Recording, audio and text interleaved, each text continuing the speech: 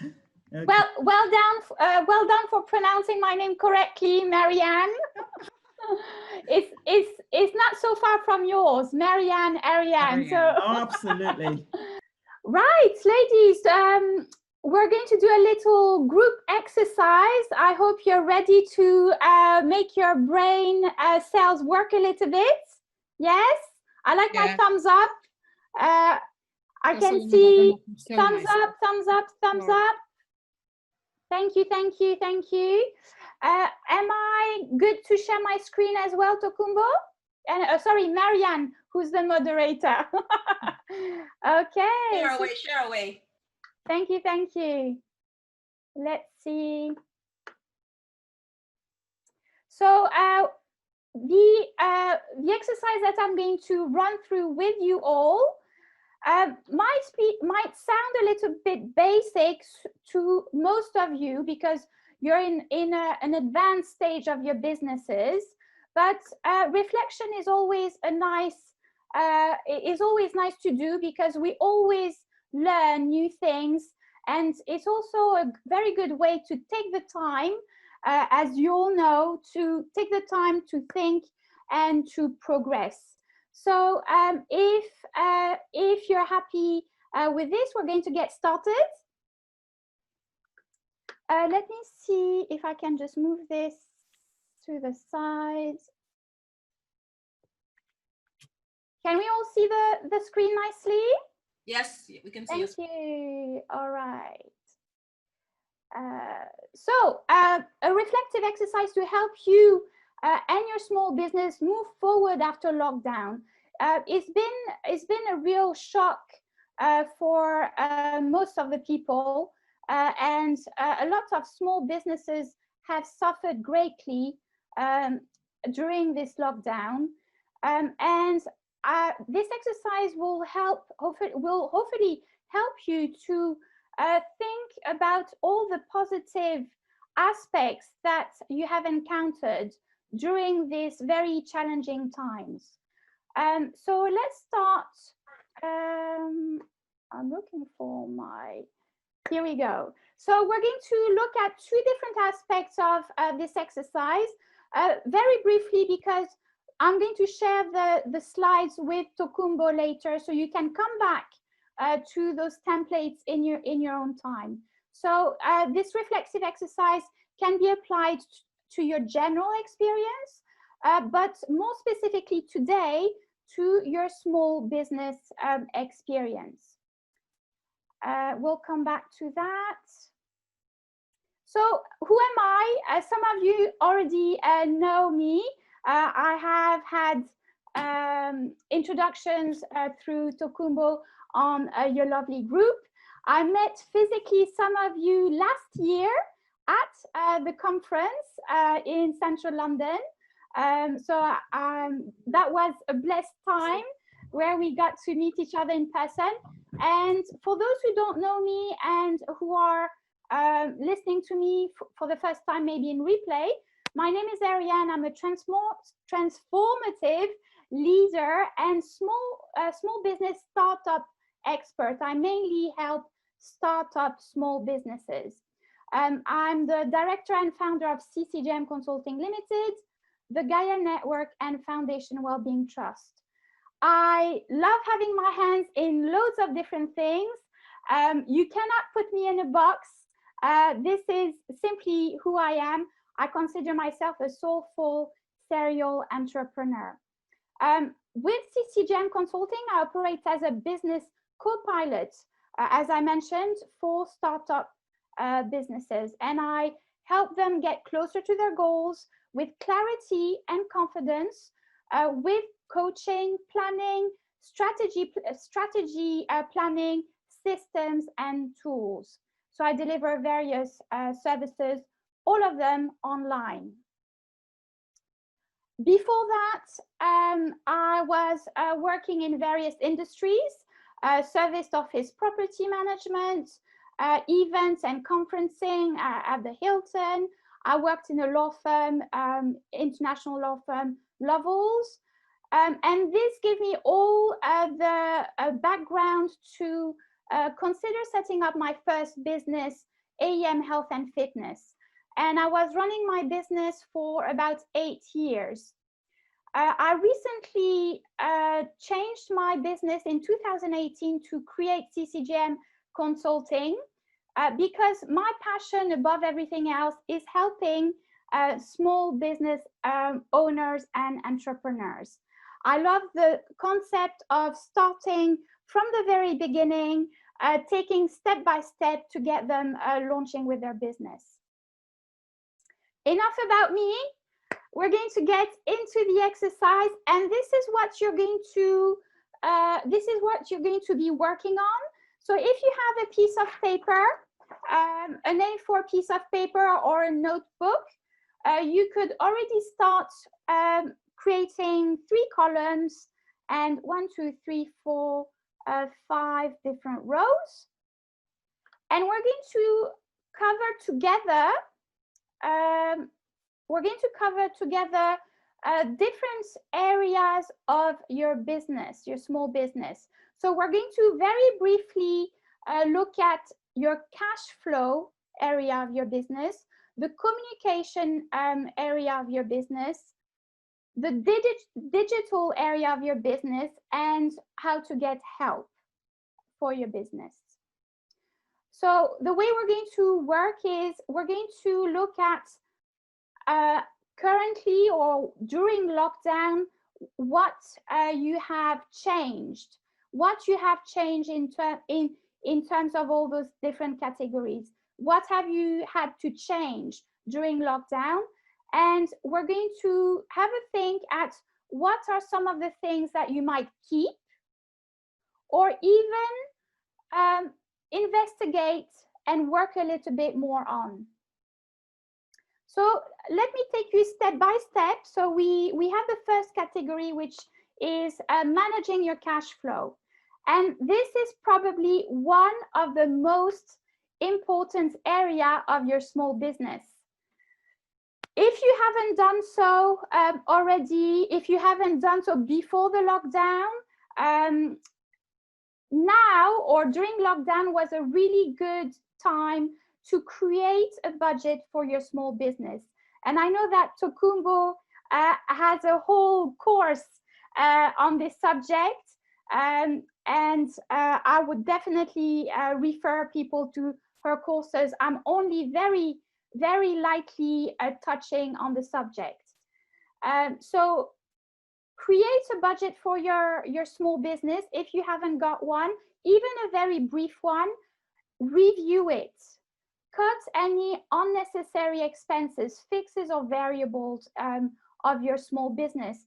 During lockdown, I found that I had a lot of unnecessary expenses in my business. And I'm pretty sure that a lot of you probably had to go through the same process, which was going one by one, all the expenses, whether it was in your household or your small business, review everything, and actually realizing that you don't necessarily require or need those expenses, that you can actually do without.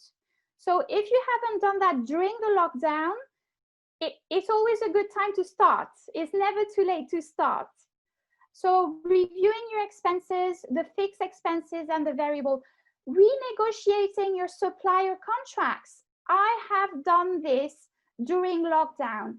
I went through step by step my whole small business budget, and I called up my suppliers and I requested a review of my contracts.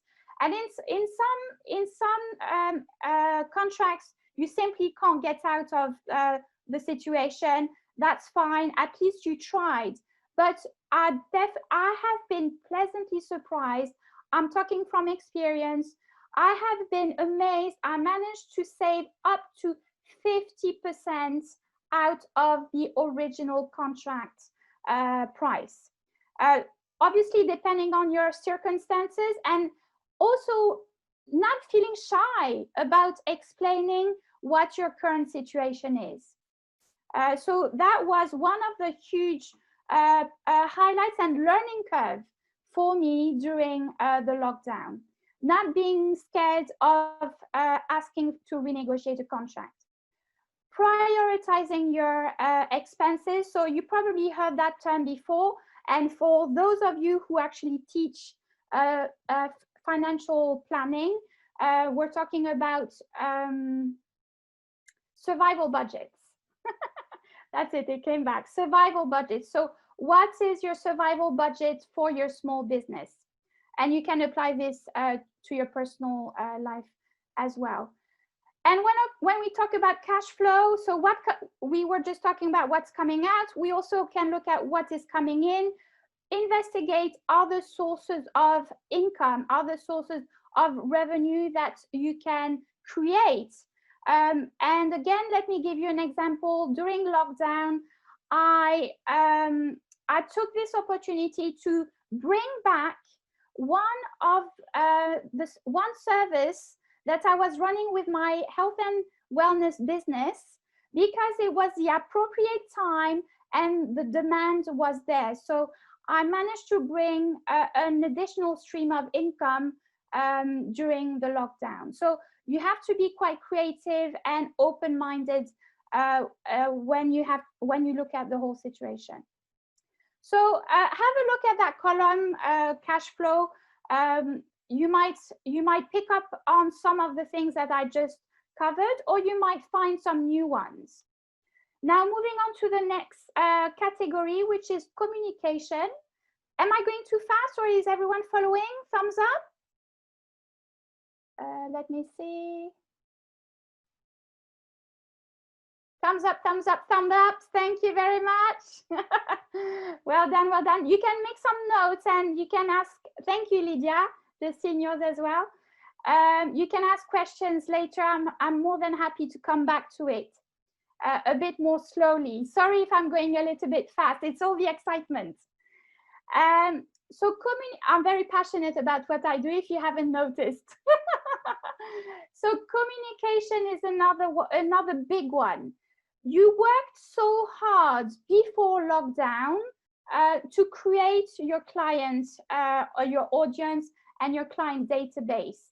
And a lot of small businesses weren't too sure how to approach the situation during lockdown. And it was absolutely normal at the beginning, but as time developed, it was necessary to keep in touch with your customers. So it was vital for your small business to keep your customers and clients updated on regular basis, even if it was to inform them that you are currently not delivering your products and services. Continued communication is extremely important. You don't want to lose what you worked so hard till now. So this is what you hopefully have been doing during lockdown, and probably it's a learning curve to carry on after lockdown. Communication. How are you looking after your existing customers? Now we know more than ever that communication by email, on Zoom is vital. And obviously we have a much larger reach, but the exchange of communication is what makes your business survive, this continued communication. How can you help your clients or your customers more? Have you asked them during those challenging times? Did you ask them, how can you help them? And this is something you can maybe continue to deliver after lockdown, getting the feedback, and that you should be doing anyway, but probably on a more consistent and regular basis. Did you take this opportunity during lockdown to become a leader in your field? As I mentioned earlier, some small businesses weren't too sure which way to go, what strategy to adopt during lockdown. This was your chance to grab the opportunity to be there for your audience, for your industry, and to stand out of the crowd. So you might have stepped up, and it's never too late.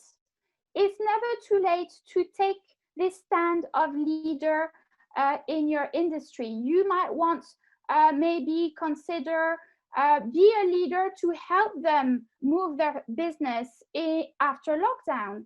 This is something that you could definitely look into doing, becoming a leader in your field. We're all in a slightly different field of work. Work collaboration, this is exactly what we're doing today with your lovely group Tokumbo. If you haven't taken advantage of work collaboration, now is the time. It's always a win-win situation. Amazing work collaboration everywhere, even more with online tools. Join other groups, join other platforms, and offer to speak and share your knowledge, give value to those groups. So this is communication again. You might want to look at what things you have applied differently during lockdown. So there might be some of those things, there might be other things. Now, you might want to think, what would you like to keep out of those things? What would you like to carry on doing even after lockdown?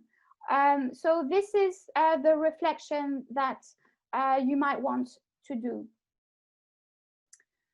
Going digital. So if you haven't, which you have all, if you're here today, if you haven't transferred your business, your services online, now is the time. It's never too late. It's never too late to start to do things differently. Going digital, communication online, use videos is a great way. Use platforms, as we mentioned earlier. Move some of your products or some of your services, creating new ones. During lockdown, I had to come up with a slightly different product for my business consulting. The products that I had before lockdown were way too expensive and didn't cater to the needs of the moment. So I had to come up and swiftly create a new product that was needed at the time. And I realized that I'm going to actually continue with the product that I have created during lockdown, because the feedback was so well received. The demand is still there. Therefore, I'm going to carry on with that product. And this is something you can probably look into. Some of the things that you have come up with, or things that you might consider creating going forward. The last point that you could use for your reflection for your small business is making use of help. Now, that's a slightly difficult one for a few people. Not everyone. I'm a person, I will ask for help. I have no problem asking for help, but for some people, they find it very difficult. And when you're in business, you must learn to ask for help. Self-employed, there were a few schemes during lockdown which now don't apply anymore because of deadlines, but there are still authorities out there that you can contact, that you can ask for help. And if they're not able to help you, they might be able to refer you, to signpost you to other organization associations. What else do we have? Register small business, that was during lockdown. Ask professionals for help. So I'm pretty sure that a lot of you offer initial consultation services, and if you are considering outsourcing some of your business tasks to, let's say, accountants, or getting a lawyer to get some contracts drafted, or maybe support, admin support, take the opportunity to ask for free consultation before purchasing. A lot of those businesses should offer a free consultation.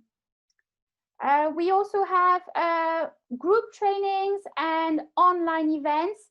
Group trainings are a great way to learn new skills at a reduced cost. So look out for those. Business events online, there were plenty of those online. And one thing I will say on this point, I had a conversation earlier this week with a client who was sharing how overwhelmed she was with all the opportunities of training currently online. And that's absolutely true. What I would remind everyone is to be very careful not to waste your time. Really choose the right trainings that are for your stage of the business you're in. You want to check which level of training they provide. So it might be level 1 for beginners, level 2 or level 3. So you don't want to waste your time. Make sure you check on which level the training is delivered for.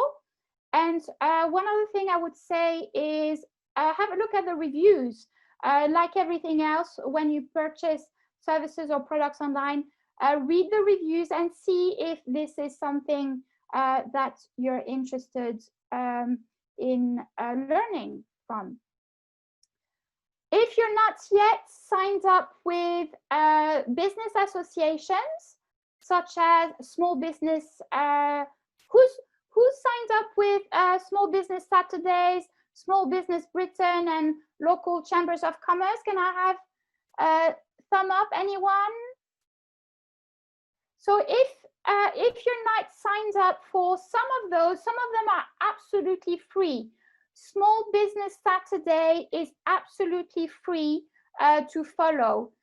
Small Business Britain as well is absolutely free to follow. The local chambers of commerce are not. But the two first ones deliver as well trainings, and they have done during lockdown, and I have learned a lot of new skills and tools through their trainings online. Ask colleagues for help. I know I regularly do. My field of expertise is startups, training and helping startups start and grow.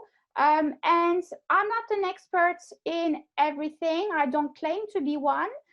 Therefore, sometimes I ask colleagues for help, for advice, and for help, and make use of this amazing platform or other ones that you're involved in for help. So this is roughly examples of things that you could look into. So let me quickly recap. So we had 4 categories to look into.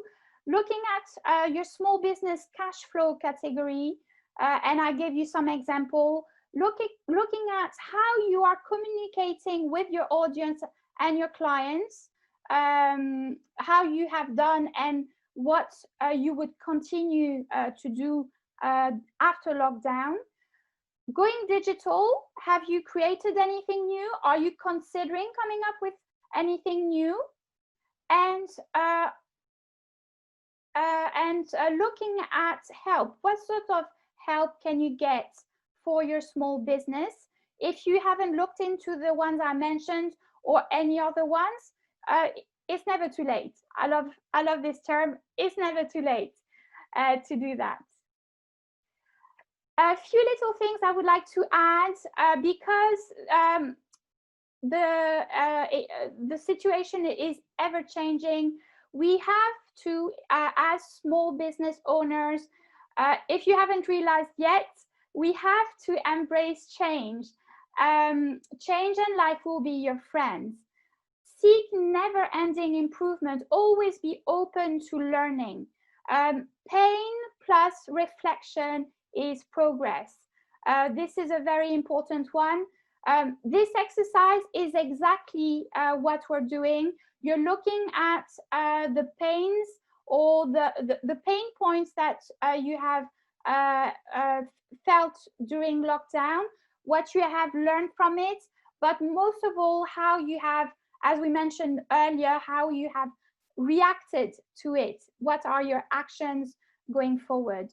So the more you reflect, the easier it will become. It might take a little bit of time for you to fill out this exercise. Do it in your own time. Another thing I have to remind all of you small business owners, and I'm sure you're well aware of that, embracing failure. We shouldn't feel shy about failing. This is how we learn. In fact, there is no failing, just a change of direction, as Michael Thompson says. So be bold, take risks, don't ask permission from anyone. It is your business. Run your business the way you see fit. Thank you so much. I know it's a lot of talking. I'm hoping that's useful. And I'm going to ask anyone if you have any questions. Before I do that, you can find me online. CCJM Consulting is my business name. I run free Friday live group chats where we catch up every Fridays between 2 and 2:15. Small business owners, men and females, so not just women.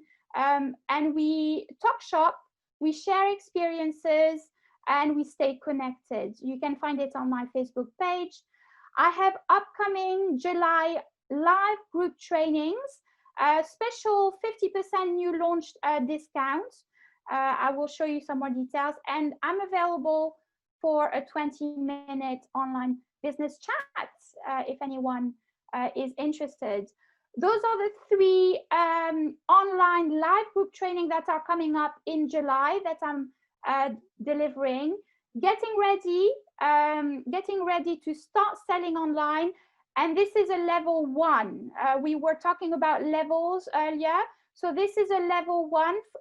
Obviously, it's not for you ladies who are live here today, but you might know of people who might be interested in starting delivering their businesses online. So this is a great 4 weeks, 1 a week session group live training. Level 2 is getting clarity and confidence, learning systems to sell online. And level 3 is launching successfully your online event step by step. You might have events, workshops that you want to take online, and I will take you step by step over 4 weeks, 1 a week, online live group training sessions. Let me stop sharing for now. Et voilà. Oh, thank you very much. Thank you very much, Ariane.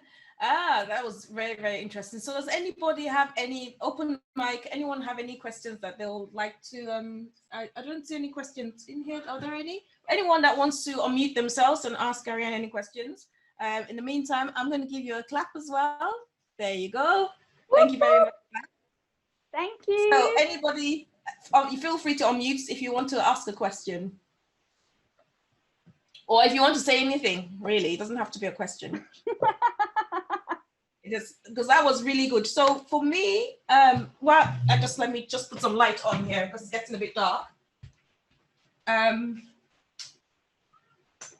Yes, I found it really interesting, and then I like how you touched on the points where we're saying that, look, it's never too late for us to actually do. If we're in lockdown came, we were not expecting lockdown. We moaned about it, and it was time to move on, and you know, people were starting to change their businesses and find different means of making money and helping other people. If you didn't do that, it's never too late. You can still take on board what Ariane said.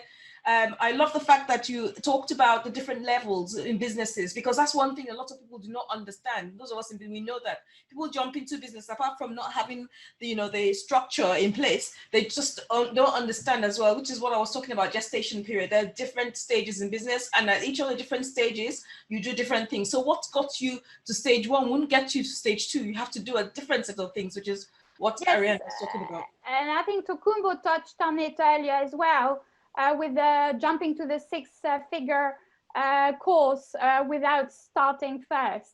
Absolutely, Marianne, you're absolutely right. And even Lydia, when she talked about, assessing what you have, like when you're taking your skills, so you just think that, for example, this all fit together. When you're saying, you have transferable skills and you think they're not worthy of something, so you're going into something, you already have skills. You're not really actually starting from scratch. You're not going to learn skills. You already have the skills that you can take into the level that you need to get into to do what you want to do. So you must not. Who talked about value? Somebody else talked about value. You must not undervalue yourself. And there was something you said, you don't need permission. There's no police out there. The reason we become entrepreneurs is because we are leaders. So nobody's telling us, you run your business your way, you. And that's what's different. The way Tokumbo runs her business, the way Lydia runs her business, the way Taya will run her business, the way Karis will run her business, we're all going to be different. And we're all going to have our people. And there's enough. And I would like to add to that, Marianne, something that came up this week at another event. Someone who, a small business owner who was asking a speaker, but she found herself being a certain character for her business and being someone else the rest of the time.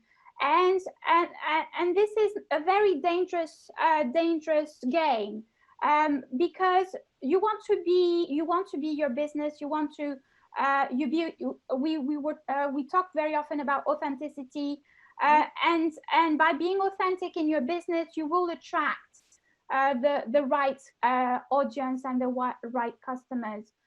So it goes back to what you're saying, Marianne. You have the right to be who you are and run the business the way you want it. You don't have to conform. You don't have to follow. You just be who you are and run your business the way you want it. Absolutely. Yeah, and there's one other thing I want to say. I think when you talked about change, was it something about never too late, and you talked about change. There's a book I recommend, and I don't know if everyone's read it, but there's a very good book on change. That's Who Moved My Cheese. I don't know if anyone's read that book.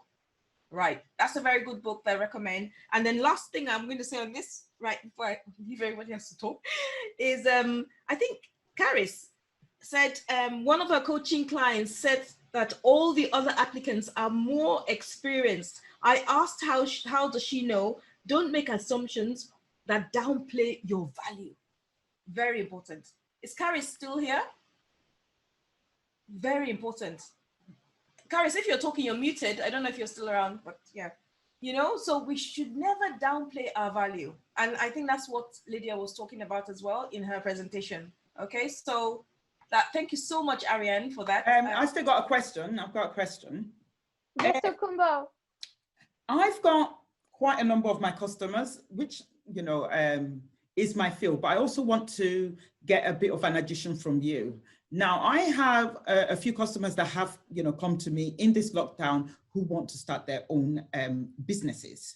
Now, a lot of them have never, I would say all of them that I've seen so far, have never run any business of any kind at all. Now, I remember one of such customers was saying that she wants to compete against, well, not compete, she wants to start selling spices. And she was looking at, packaging hers. And so my question to her was, how are you going to compete against those like Tesco, like here in the UK, for us that are in the UK? How are you going to compete against Tesco, Asda, and the likes? Because for the fact that you're a small business, and you're not going to order, on the quantity in which they can order, which can bring down their prices, that how are you going to compete with prices? So what would you say to someone that comes to you and tells you about that type of business? That's a very good question, Tokumbo. Obviously, I don't have a lot of information, but generally giving a general answer, I would say it's really building their brands. What makes them different? What is their USP, unique selling points? Very similarly to a lot of artists that I work with, their craft they're not able to compete with the big brands such as online. So really it's working on what is making them unique. And also the story, you're selling with the story behind what they are selling. So really it's everything behind how you're adding the value, obviously, but making them stand out by showing their uniqueness. Okay. I'd like to add to that as well, actually. I want to add from the perspective that I teach business studies. And the thing about it is that we're in a climate now that quite a few of us are considering going into business for ourselves. But let's be honest, let's be honest is the right word? I don't know. But not everybody is cut out to run a business. Yes. So now this is the thing. It goes back to what Tokumbo was sharing with us this morning. Don't be jumping over and investing 20K in no coaching business, right? So if we're going to talk to this person who wants to sell spices, you know, you want to talk to somebody, you actually want to start off with a mentor or a coach who's going to take you through the steps of what it takes to establish a business like that. What you will face to be able to stand against the likes of Tesco's. Not everybody is going to have a Levi Roots type of situation. One of my clients way back when was a very young lady who was running a organic food type business, and it was not doing well. And one of the things that made that, she was like 24 at the time. You know, one of the things that made her be able to be successful, she was ever so tenacious. She was a tenacious little, I mean, whenever I would talk with her, so even though the business was running at a loss and it was not looking good, she was ready to stand her ground. And now she's one of she's been nominated, well, not nominated, she's actually been awarded so many awards in young business entrepreneur because of where she took that business to. She actually started to sell in the likes of Boots, in the likes of, I think, Waitrose, and the likes of those type of organizations. So for somebody who wants to go into that, I want to start selling spices, they really need to start at the beginning. You know, sometimes we're very good at what we do, as in she could be fantastic at spices, but crap at business. Absolutely. Exactly. And I totally agree with that. And the other thing I want to say, in addition to that, is running a product-based business is different from running a service-based business as well. Because a product-based business, normally you have to have more capital than a service-based business. And it's easier to sell a product, even though it's easier to sell a product-based business because it's tangible. Whereas a service-based business is less tangible. It's not something you can touch, which is why digitalization actually works really well for service-based businesses. Because, you know, they can package your program or your service into something and create a package for them. But yes, and the other thing I'd like to speak to that you mentioned was the tenacity. This is a reason why we need to have like a vision, because when things get hard and when you get challenged, you know, and like Ariane said as well, there's nothing like failure. You stand there and you're there because you have a vision. You know why you know what you're driving for. You know what is driving you. You know, and you see every no is just a stepping stone for the next yes. It's like next please, next please. And when people are successful, they've had so many no's, and some people actually say go for the no's, which means just go, keep going, and getting no's, which just means keep going until you get yes. Absolutely, I totally agree. Thank you, Ariane. That's really, you know, useful information. The reflecting was amazing. Thank you. And I can share the template with you to share. Absolutely, absolutely, absolutely. Oh, by the way, since we talked, remember that Gabrielle's drawing? Let me show you. Yes, please, please, please. I would like to see it. Loads of, I don't know if you can see it. Let me see. Oh, that's her daughter, that drew Yes, that. I was inspired by some artist that uses animals to draw. So she said, okay, let's you try. So she's the butterfly. Oh, that is so lovely. She's got She's got a loads and talent. loads and loads. And so she also actually does a lot of logos for people because she's quite creative, extremely creative, you know. Have you? And how old is she? Marion. How old is she? Amazing. 12. She just turned 12. Marion. Yes. Have you, Marion? Have you put her? Have you thought of putting her pictures in a gallery?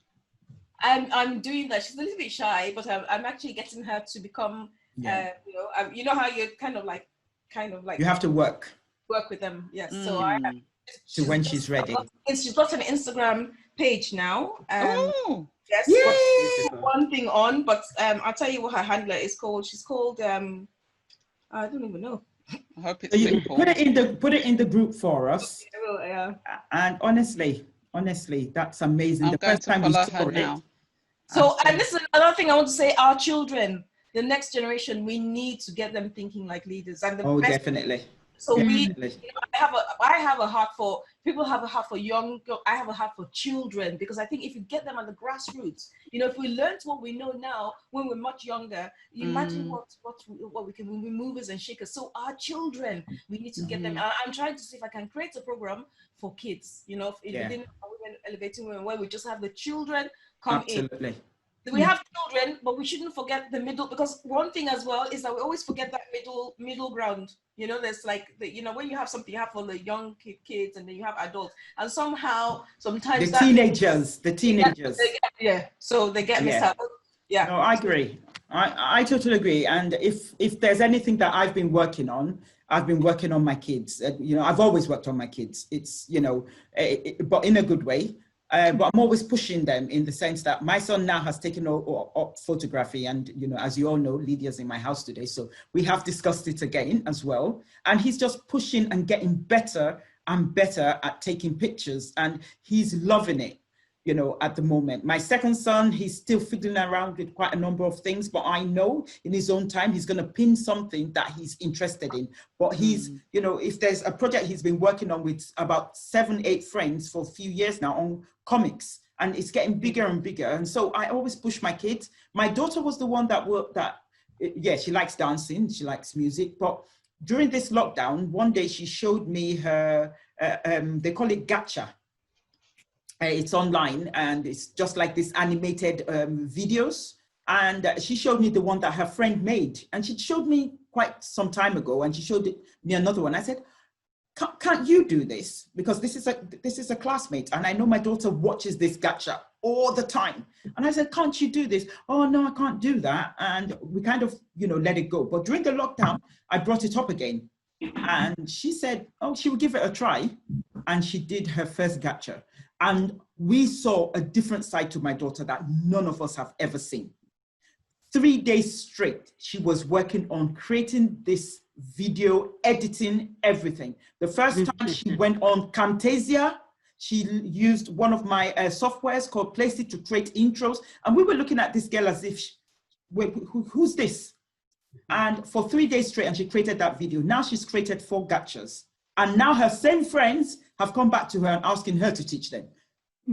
So I totally agree with Marion, is that our kids, there's, our friends, children, young people. I've had about 4 young people that are my their son's friends that have asked me about business.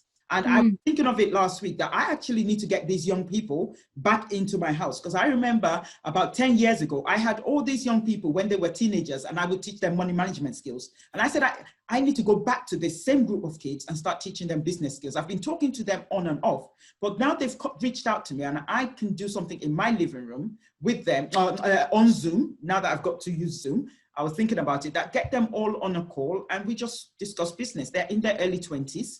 And why not? So I totally agree that we can help the younger generation. That's a session we could do, isn't it? That's a session we could do for absolutely, absolutely. Because my son, now this is the thing we were talking about business and things like that. My son didn't do so well in secondary school. It was an awful experience for him. And I felt like when he finished, he just said, you know what, that's it. I just want to go and find the job in JD Sports or something, and that's it.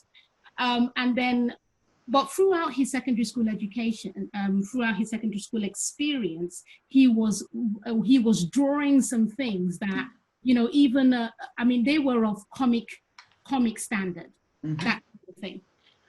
Anyway, so I felt like that was something that God gave him to sort of like say, no, you're not a write-off. In fact, I've just started with you. Now he finishes college now. And his father was like, but the problem I have with you is that you keep on drawing the same sort of caricatures. They're very manga type situations. What happened then was that we stepped out of the box in terms of how we were handling our children. You know, in terms of, it's not an automatic, you're going to university type situation now. Let's see what else is out there. And now he's kind of like, what I believe that experience gave him, so he did the animation in college and everything, and it boosted his confidence excessively. And now he's going on to look into IT support, which he wouldn't have considered if he hadn't have gone through that experience. So there are times when we go through different experiences and it's like, what is this experience supposed to do for me? Is it actually telling me to go into business, or is it just something that I need to know about myself, know I can do, and use it to explore the next step? Yeah. So it's all beautiful experiences, you know, all beautiful. Absolutely. And that's you know, that thing that you just talked about, you know, like with the reason we have an education that we want our children to go through an education is because we want them to be able to get through society without too much difficulty. But when you look at the educational system itself, really and honestly, right? There's some key things in life that are not taught. And what was the root of the education system? It was industrial workers. It's kind of like, it was just based on working in industries, you know, like just manufacturing things. And everybody, you're taught to become a drone, sit down, do this, don't do that. So you see someone like your son, his mind probably didn't work like that. And you're trying to box those kind of kids. Yeah, absolutely. They cannot fit into. And then society judges them based on the skills they come out, and that's not the factor. How many people have had PhDs and whatever, and they still come out to society and all? Like my friend, there's a solicitor. I have friends that are doctors. You know what they tell me? Somebody said to me, my niece, she said, "Auntie, I'm a lawyer. I've done my bar. I've passed and everything. I want to hang my I'm looking for business." I said, "Why?" She said, "Because lawyers only know what they know. They don't know anything else. They're just like," and that's true. I asked my friends and they were laughing. They say it's true. Same thing with doctors. So there are very few doctors that will want to talk to you about anything. It's like just medicine, you know, they're focused. Even to look at the holistic side of things, some doctors don't want to look at, you know? Yeah. So we judge people, society based on this. And we, especially as Africans, we kind of can be guilty about this kind of things. We need to learn to see that our children are individuals and we should accept their strengths and see how we can, you know, harness on those strengths, you know, rather than stick on the weaknesses and let them, you know. This is what the lockdown did for us. It made us think outside the box. And I think also one of the things that we've got to understand about life is that the world, just like Marianne has said, is shifting away from the way things used to be done. They don't exist anymore. And another thing that's very important is we've got to also think not of a plan B, like Lydia said, you know, it's like having, I don't know, is it a cupboard with all your different types of skill sets in different compartments? And at different times in your life, you might have to pull out one and say, okay, probably, I've had someone who came to me, he used to be a bus driver. And now he'd injured his leg and he actually could not be a bus driver anymore. And he was stuck. And this is what's happening with a lot of people, is that they get stuck because they don't know what to do next.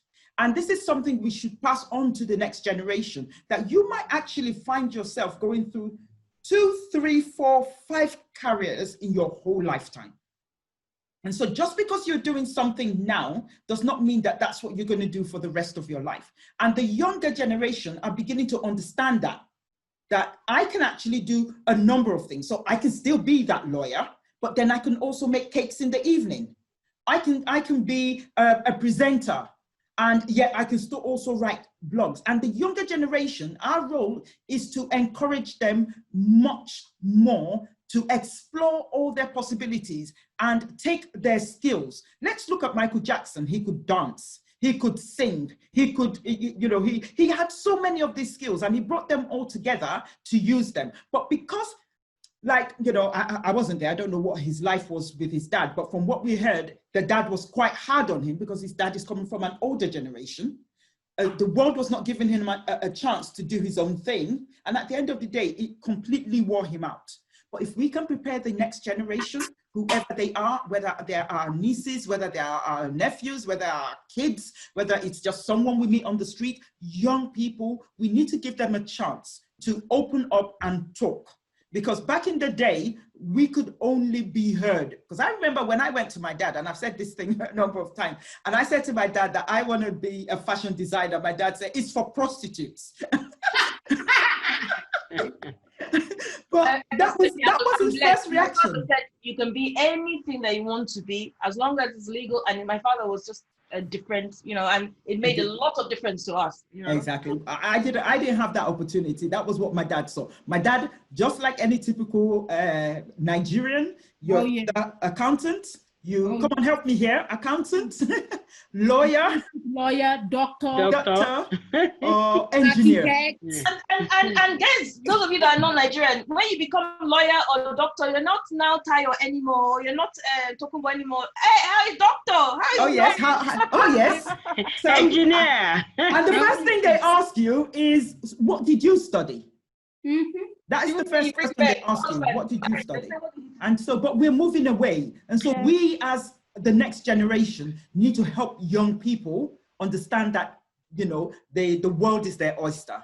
So all those roles that we did not count as important are now beneficial. Like I was saying to my second son, just like Tayo was saying, my son as well, he did a bit of animation. He likes drawing. He was only drawing one figure type of cartoon kind of characters, but now he's exploring more. But I said, do you know that you can actually just take just a little box, just a little triangle, divide it into 4 places and do little sketches, put a little write-up there. And if you are presenting it every week, it becomes a series that people would follow. That's what Charlie Brown, that's what turned the person who did Charlie Brown into a multi-millionaire. Yes, and Gabrielle does that exactly. Gabrielle does that exactly as well. She has her own caricatures. She has her own, you know, characters. I've not shown even 1/10 of her work that she does. So, she likes film as well, animation and all that. She does all those things. Absolutely. I need to streams of income. Yeah. I need to connect you. I need to connect you to with someone in that field. So let me put his handle. Okay. You can connect with him. That's his industry. Okay. Thank you. Thank you. That's great. So I think with I just want to add to what Tokumbo said earlier. With the young ones, they can explore a lot. I wouldn't hone them down to, okay, that's this talent I have. That's what I love to do. Let them explore lots of things, because you never know, like you said, in the cupboard, have lots of skills. You never know which one will actually bring you to the limelight. So if you're very good at drawing things, if you don't have the business skill, or you don't have how to work with customers or how to sustain customers, you're still going to fail. So you do need to explore different skills, different competence, and they're very young. Let them do it. Let them go through so many things. If they want to go to university, go. If they want to do apprenticeship in this, let them do all sorts of things. Absolutely. Yeah. Okay. It's all building skills. Okay, so we have had a good session so far. So we are going to have a little bit of an activity just